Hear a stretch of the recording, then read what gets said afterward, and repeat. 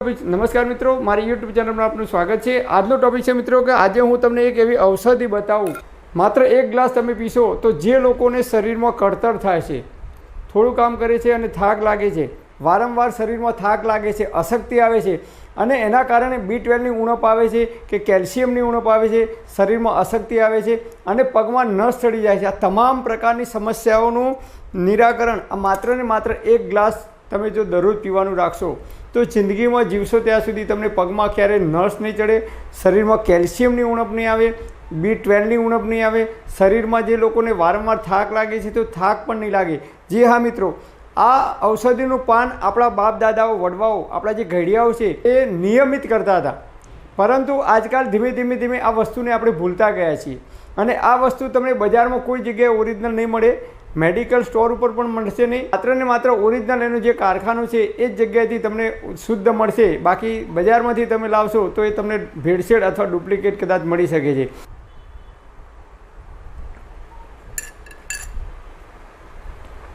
આ ઔષધિ પીવાથી મને શું ફાયદો થયો એ હું તમને બતાવું છું। જે લોકો 70 કે 80 વર્ષની ઉંમરના હશે એ લોકોને ખબર હશે કે પહેલાંના જમાનાની અંદર જ્યારે ગામડામાં જાન આવતી તો આ જ ઔષધિથી જાનનું સ્વાગત કરવામાં આવતું હતું અને જાનૈયાઓને આ ઔષધિ જ આપવામાં આવતી હતી, એટલે જાનૈયાઓની અંદર તાજગી આવી જાય।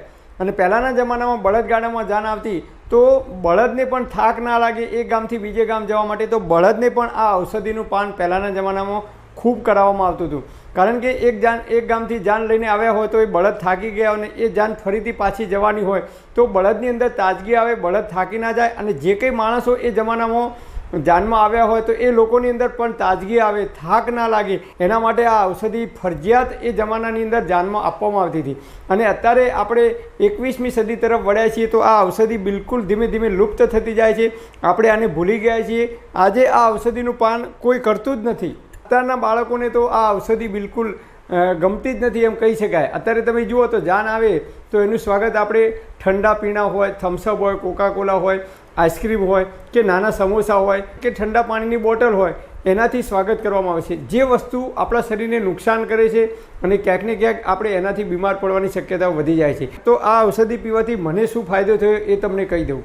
થોડાક દિવસો પહેલાં હું બહાર ગયો હતો તો 4-5 દિવસ માટે મારે એક એવી જગ્યાએ બહાર જવાનું થયું તો ત્યાં ખૂબ ચાલવાનું હતું અને ખૂબ ઊભા રહેવાનું થયું।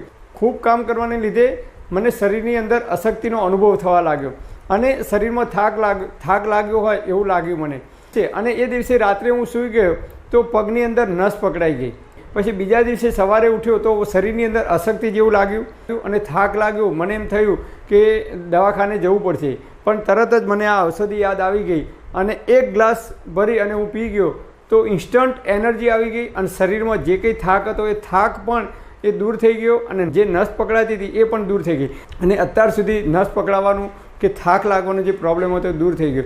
તો આ ઔષધિ પીવાથી ઇન્સ્ટન્ટ તમને એનર્જી મળે છે અને નાના મોટા સૌ આનો ઉપયોગ કરી શકે છે, આની કોઈ આડઅસર નથી, કારણ કે પહેલાંના જમાનામાં નિયમિત આનો રેગ્યુલર લોકો ઉપયોગ કરતા હતા। પહેલાંના જમાનામાં લોકો ખૂબ મહેનત કરતા હતા, ખેતરની અંદર પાવડોને ટોકર લઈને મજૂરી કરવા જતા, એટલે કે મહેનત કરવા જતા હતા, છતાં એ લોકોને થાકનો અનુભવ નહોતો થતો, કારણ કે એ લોકો નિયમિત આ ઔષધિનું પાન કરતા હતા। તો આ ઔષધિ છે એ ગોળનું પાણી છે મિત્રો।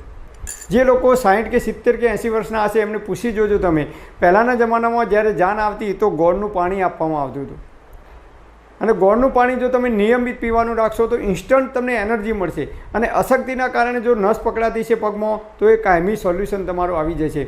અને થાક જે લોકોને વારંવાર લાગે છે કે પગમાં નસ પકડાઈ જાય છે કે પગની અંદર કળતર થાય છે અને આખી રાત અમુક બહેનોને ઊંઘ નથી આવતી, પગમાં કળતર થાય છે આના લીધે, તો નિયમિત જો તમે આનું સેવન કરશો તો પગમાં ક્યારેય કળતર નહીં થાય, થાક નહીં લાગે કે નસ પકડાવાનો જે પ્રશ્ન છે કાયમ માટે સોલ્યુશન થઈ જશે। આનો મેં કેટલાય લોકો મારા પરિવારના આડોશી પાડોશીમાં કેટલાય લોકોને મેં આનો ઉપયોગ કરવાનું કહ્યું છે અને ઘણા બધા લોકોને ખૂબ સારું રિઝલ્ટ મળ્યું છે, તો તમે પણ આનો ઉપયોગ કરી શકો છો। હવે આ ગોળ કયો લાવવાનો છે એ તમને કહી દઉં। એક પહેલાં આપણે એક વખત પાછું ફરીથી આ ગોળનું પાણી પી લઈએ।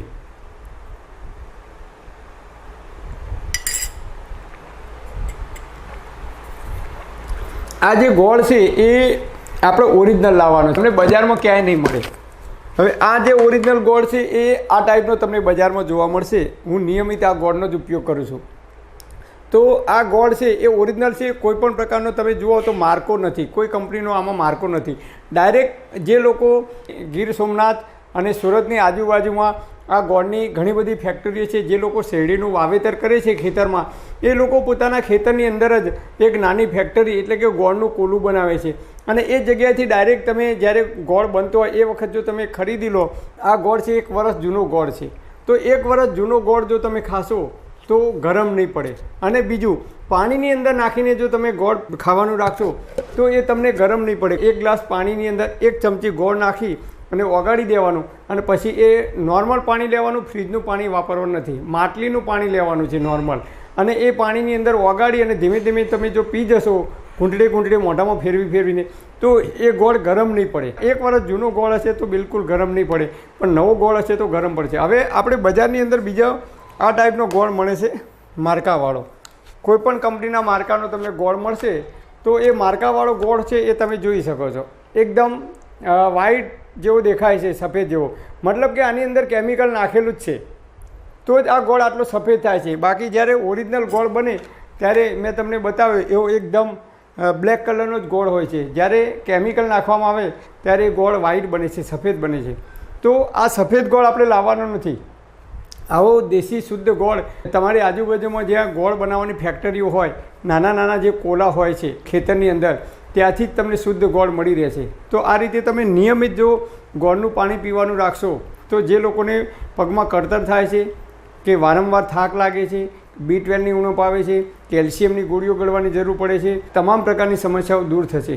તો પહેલાંના જમાનામાં લોકો નિયમિત ગોળ ખાતા હતા. આપણા બાપ દાદાઓ નિયમિત દરરોજ રેગ્યુલર એમની થાળીમાં ગોળ હોય ને હોય, એ લોકો ગોળ ઘી ખાતા હતા અને ગોળ તો ફરજિયાત ખાતા હતા. આજકાલ આપણે ધીમે ધીમે ચલણ ગોળનું બંધ થઈ ગયું છે, આપણી થાળીમાં ગોળ જોવા જ મળતો નથી, અને મળે છે તો એ સફેદ વ્હાઈટ ગોળ જોવા મળે છે, જેની અંદર કેમિકલ નાખવામાં આવે છે એને સફેદ બનાવવા માટે. તો આપણે ગોળ નથી ખાતા, પણ આપણે એક ધીમું ઝેર ખાઈ રહ્યા છીએ એમ પણ કહી શકાય. તો આપણે ઓરિજિનલ શુદ્ધ અને દેશી ગોળ જો મળે તો એ ગોળ ખાવાનું રાખો, અથવા પાણીની અંદર નાખી અને 1 ગ્લાસ તમે જો પી જશો તો ઇન્સ્ટન્ટ તમને એનર્જી મળશે. હાથ પગમાં દુખાવો થતો હોય, પગમાં કળતર થતી હોય, નસ પકડાઈ જતી હોય, વારંવાર થાક લાગતો હોય, થોડું કામ કરીને થાકી જતા હોઈએ, આખા શરીરમાં થાકનો અનુભવ થતો હોય, તો એ તમામ પ્રકારની સમસ્યાઓ તમારી દૂર થશે.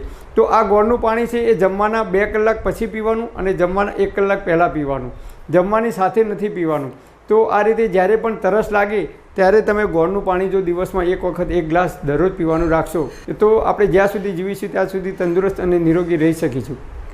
પરમપિતા પરમાત્મા આપ સર્વેને તંદુરસ્ત અને નિરોગી રાખે એવી હૃદયપૂર્વક મારી પ્રાર્થના. Thanks for watching my video. Thank you.